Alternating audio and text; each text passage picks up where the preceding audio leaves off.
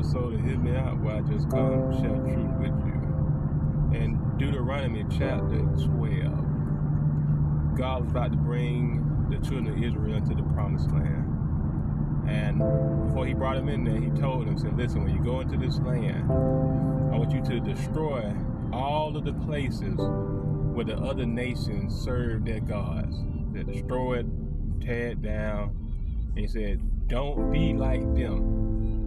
He said, don't you worship me anyway. He said, there's a certain place that I want you to worship. And it's at that place where you worship me at. And that helps us to see that you and I cannot go to God and worship God the way that we want.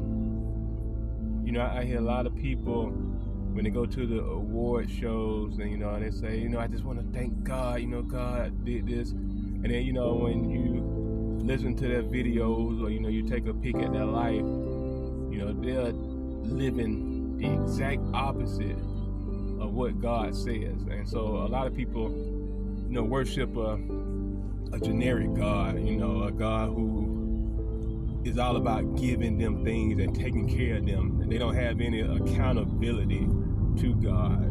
They worship as they feel like it. And so God told them, listen, you worship me at this place only. This is how I want it, no other way. You and I have to come to God the way that he says to come to him. And the way that God has told you and me to come through him or come to him is through Jesus Christ. No other way. There's no other way. You can't get around it. You can't go under. You can't go over. You have to come through Jesus Christ. That's why Jesus Christ said, I am the door. He said, I am the way, the truth, and the life. I'm the good shepherd. All of these things he used to describe himself because he is the bridge to you and me and God. Now, we can go through this life and we can believe what we want to believe, live how we want to live. But God will be justified because he has made known to you and me the way everybody know about Jesus Christ. And if everybody don't know about him, you know about him. So no one will be able to say, man, I didn't know God. I ain't understand. See, we can play each other. We can do that. We're good at playing each other for fools sometimes. We very manipulative. But when you stand in the presence of the Almighty God, you ain't gonna do none of that. You're just gonna shut your mouth and say, dog, I messed up. Because you did. And this right here now is your opportunity to have a relationship with God, but you got to come through Jesus Christ.